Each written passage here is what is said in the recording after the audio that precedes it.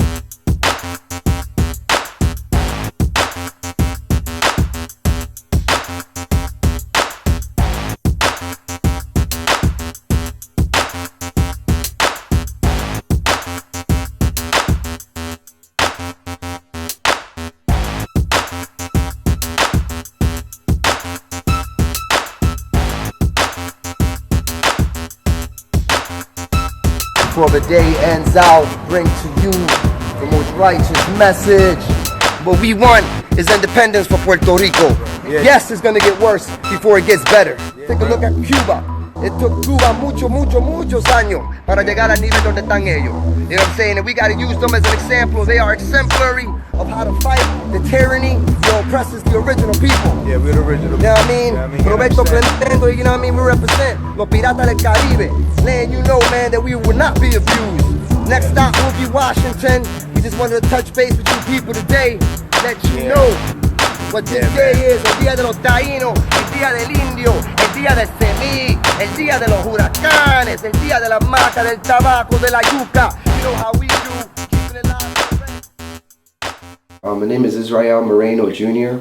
and I was born in Philadelphia in 1979 to my father and mother, Israel Moreno Sr. and Cruzita Medina.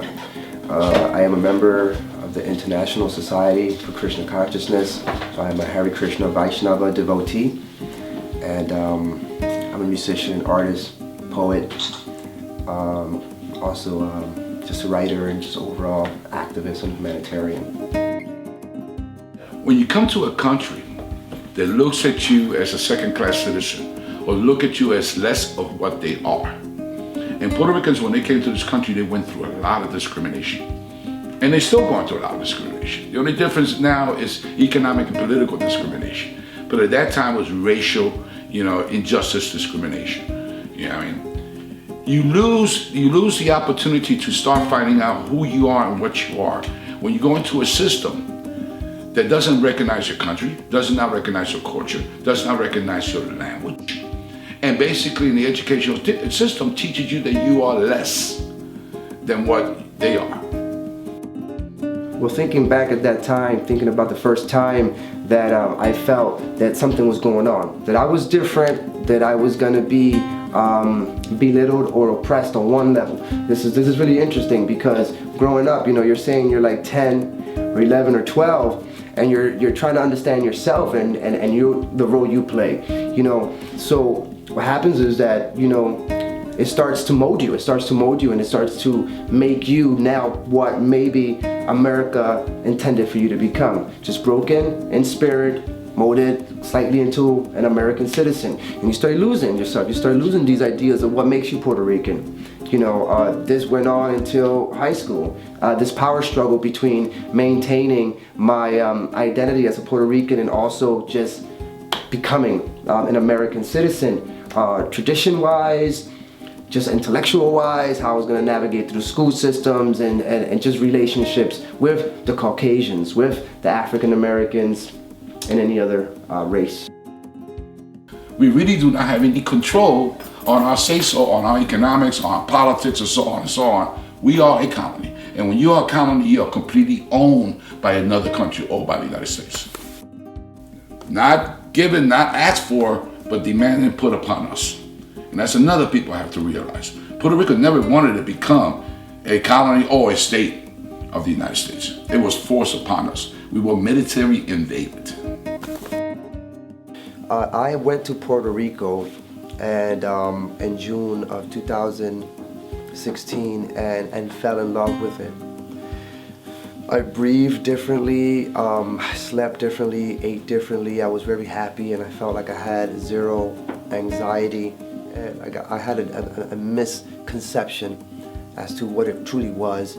You know, people had told me, oh, the place is really dangerous. People told me the place was uninhabitable, or that, you know, or you couldn't survive, or you couldn't work, or you couldn't function. So when I went down there, I did all that and then some.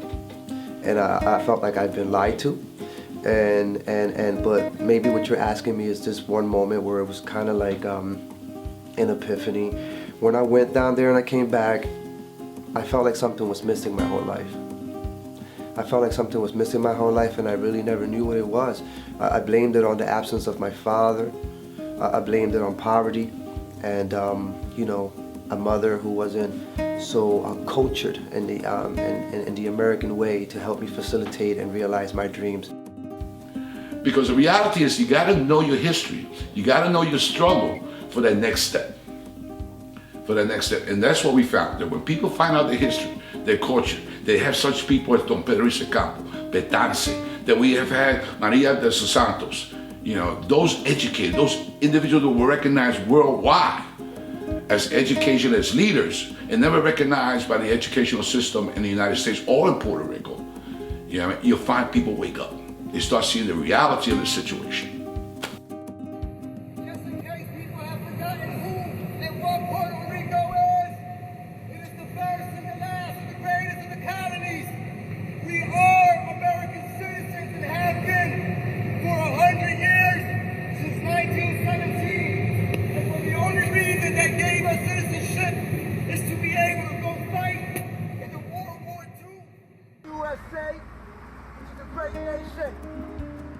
Well, the reason I did the Monument Lab was actually very interesting, because I didn't go there with the intention of participating with the Monument Lab, because I knew exactly what they expected you to do. They expect you to just stand there, take a picture, and walk away. When I seen it, I saw the podium there. This was probably a week or so before the Hurricane Maria hit Puerto Rico.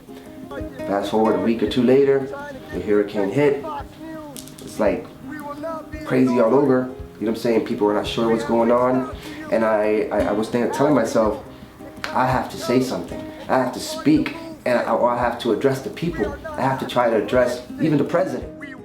So I went and did the Monument Lab, or speak from the podium at the Monument Lab, rather, with the intentions to awaken and to raise awareness at the people in City Hall. Because it was at City Hall, and what better place than City Hall to be able to talk to people. It's the heart of the city.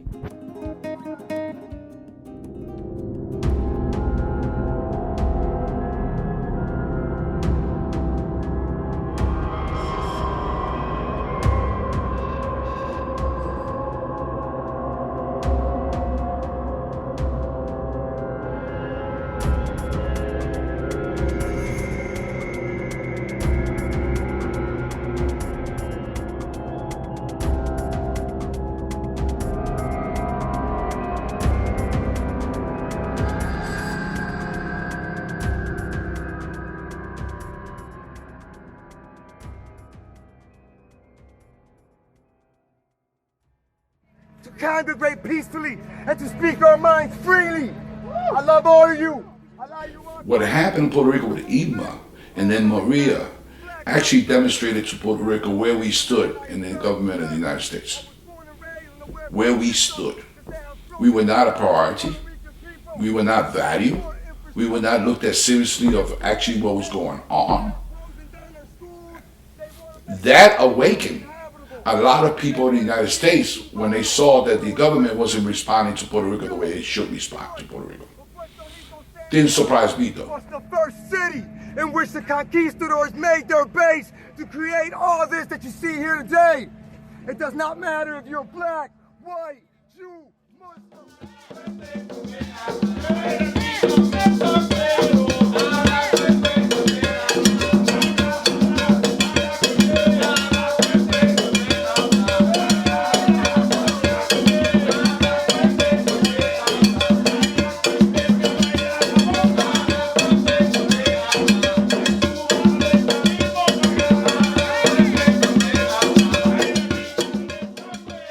So this is actually a really fantastic idea because there was something like this made before, but it didn't have the USB adapter, so you can go ahead and plug in your cell phone, which we all know with cell phones, pretty much everyone uses a cell phone. So, but it also turns on as different settings and stuff like that. So people who've been to Puerto Rico know that it can get very dark, especially in El Monte. Where I was at, was in the Hare Krishna temple. It's in the barrio de Santa Rita. It's right next to Gurabo. That's where the Hare Krishna temple is at. And I was there helping them out because their roof was destroyed and a lot of their land was all like messed up because of the hurricanes and the floods and mudslides and things of that sort. All types of broken branches and debris on the trees scattered all over the place. It was actually kind of rather fantastic.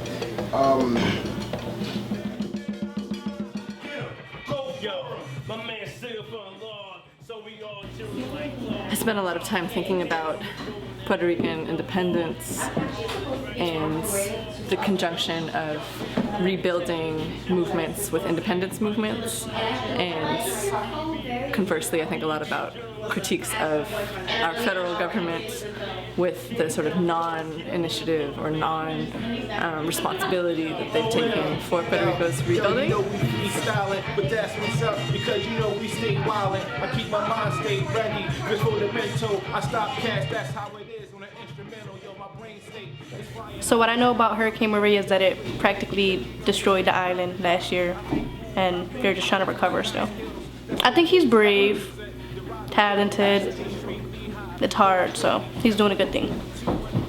I think he inspires a lot of people. He does inspire me, but I don't think I'm brave enough to do what he does. I got something for you, my Spanish people, yo. It's what it is, man. Yeah, porque nada tiene lógica. Es una guerra de hipócrita. Ni mintiendo ni matando es parte de la política. Que tú te crees que todo es un chiste. Tiempo pasado que tú lo viste. La gente muriendo, niños llorando y el resto del mundo.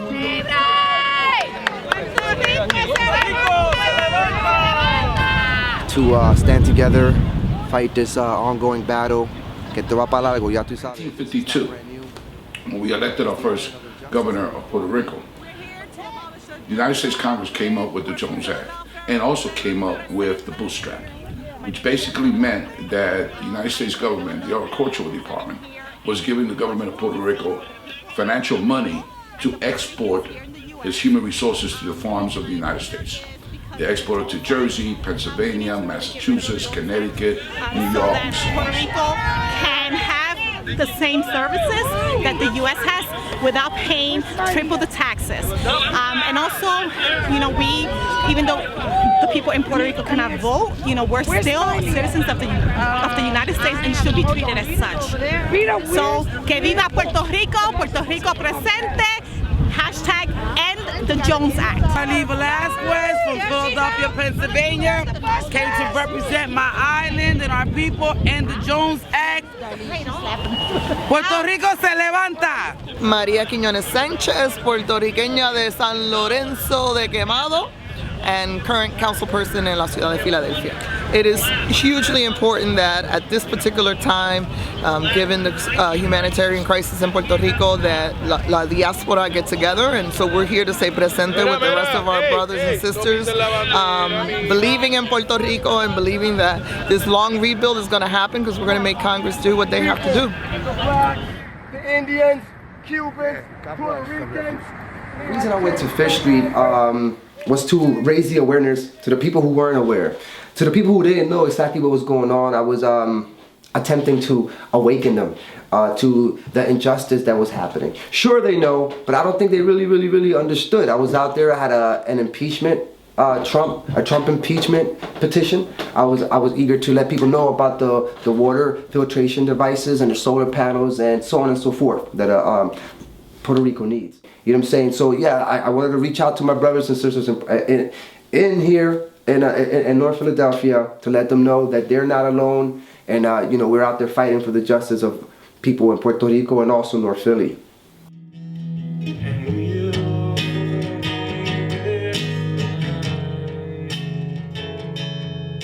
I think Israel's work is incredible. He's not a millionaire, but he's making money and he's doing things that the government should be doing. He's doing wonderful things, helping people live, get electricity, get clean water, and I wish I could be there too. Israel, and it certainly happened to me too, was that we've been brainwashed to believe a lie that's repeated to us continually. It's on TV, it's on the Spanish channels down there. And that lie is continually repeated to us. Oh, you got it better than everybody else, than every other Latino. Oh, we're too small. We can't be free. Oh, we're fighting this big nation. Oh my God, that's a huge task. That you gotta be strong. This is not for the weak. This is not for people that all of a sudden say, this is too strong. No, this is, you keep going because this is your survival. This is what keeps you alive. This is what stops you from being a dead person. You know, the main thing I would like for them to get out of the documentary is that oppression is real and it takes on many different faces. But only, you know, people's levels of involvement ultimately is what's going to bring about change. So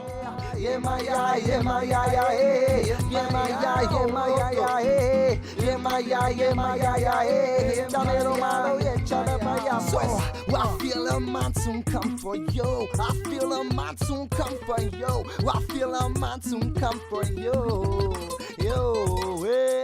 I feel a monsoon come for you. I feel a monsoon come for you. I feel a monsoon come for you. Takes you away too soon, pues ya, maya. Échame lo malo y quítalo pa' allá. Pues, maya. Quítame lo malo y échalo pa' allá. It was all a dream. At the mere age of 14, growing up and making it live in the Philly scene. Yeah, I mean, I make you scream the life I live when I give all I can give, living like a fugitive. I know the real, I know the deal, and what I got to do. You play your part, I play my part. It's called official. Hot tracks now available upon the menu. Until you stop, rewind, press continue. Well, it's the truth. Once upon a time in